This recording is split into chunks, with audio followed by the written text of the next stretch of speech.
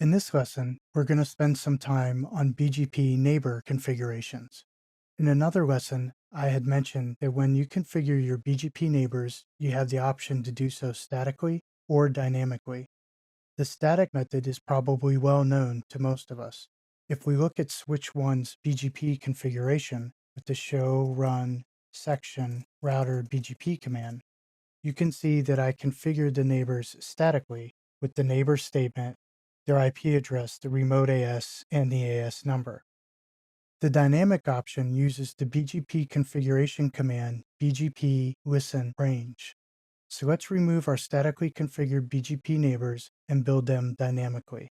To do that, config, enter, router BGP 65001, enter, and then no neighbor 172.16.200.2 and no neighbor 172.16.200.6, enter. And let's verify that those have been removed. Show, run, section, router BGP, enter. And we can see now that I don't have any neighbors defined. And now we'll use the option BGP space listen space range and then question mark. Since I have all the switch to switch IP addresses within the range of 172.16.200.x, we can take advantage of that. So here we'll type 172.16.200.0/30 and then a question mark. And we can see that it's asking for a peer group. Peer dash group space question mark. And now we see we need a name of a peer group.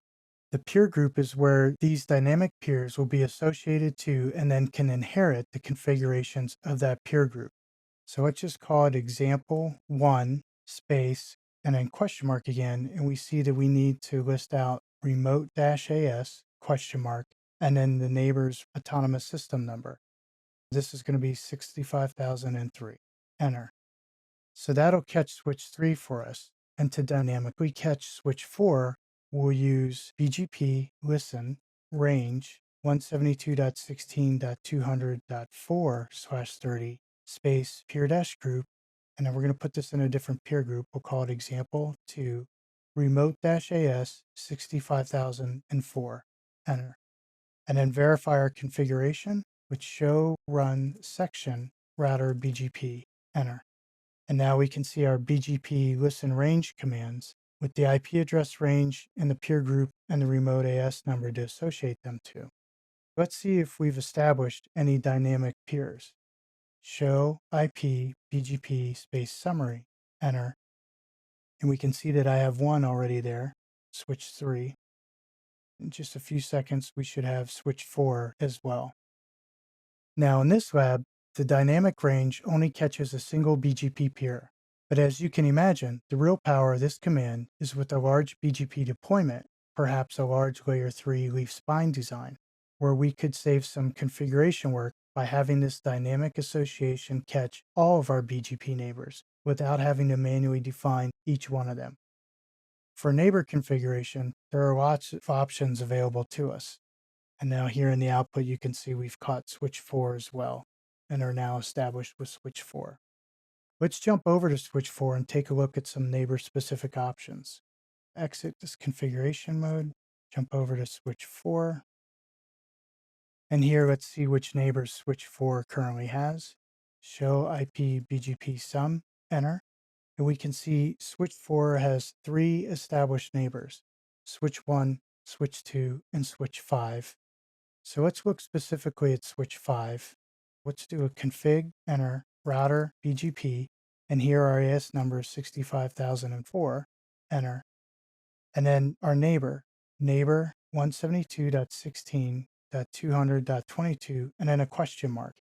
Wow, you can see there are a lot of options we can use or leverage specific to a BGP neighbor.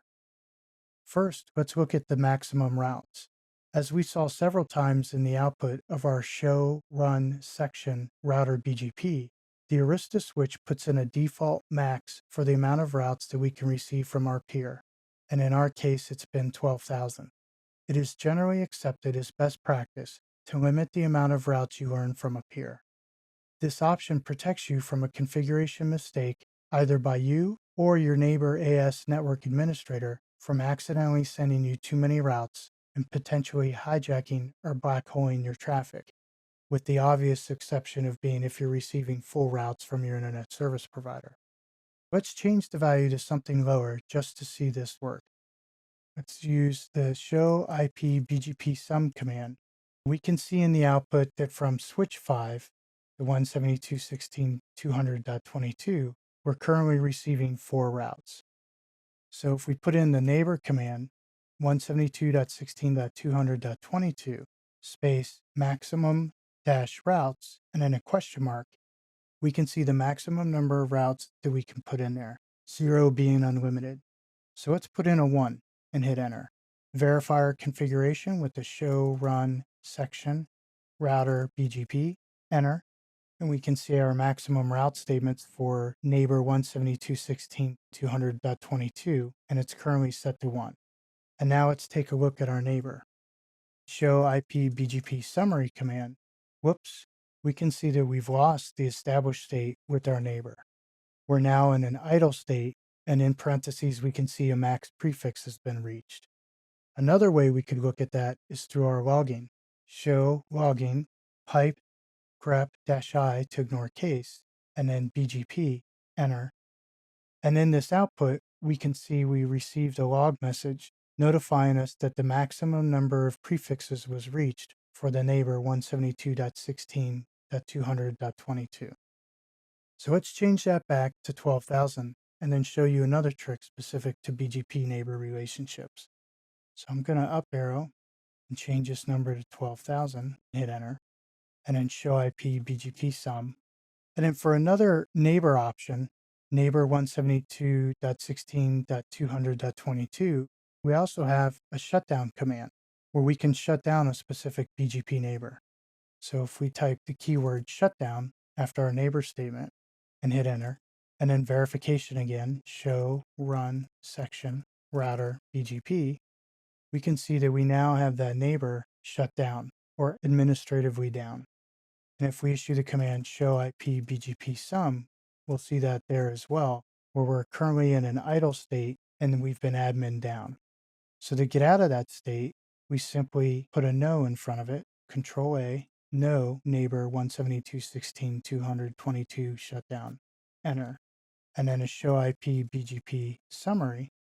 And we can see that we're now established again with switch 5. In summary, for this lesson, we found that there are lots of options to configure for BGP neighbors, of which we just covered dynamic peers, maximum routes, and shutting down a specific neighbor.